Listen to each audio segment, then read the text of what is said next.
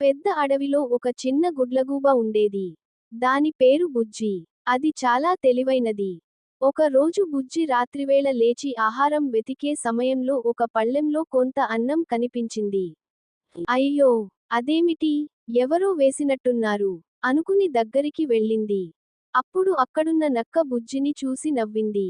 ఈ అన్నం నాకే. నువ్వు తినాలంటే నాతో ఒక ఆట ఆడాలి అంది. బుజ్జి ఆలోచించి, తెలివిగా ఒక ప్లాన్ వేసింది. బాగుంది.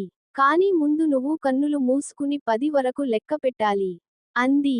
నక్క కన్నులు మూసుకొని లెక్కపెడుతుంటే, బుజ్జి పళ్ళెంలో ఉన్న అన్నాన్ని తీసుకుని చెట్టుపైకి ఎగిరిపోయింది. నక్క లెక్కపెట్టి చూసేసరికి బుజ్జి లేకుండా పోయింది. నక్క అసహాయంగా తల పట్టుకుంది. బుజ్జి మెరుపు హాస్యం చిందిస్తూ చెప్పింది, తెలివి ఉన్నవారు ఎప్పుడూ గెలుస్తారు. మోరల్: తెలివిగా ఆలోచించగలిగినవారు ఎప్పుడూ విజయం సాధిస్తారు.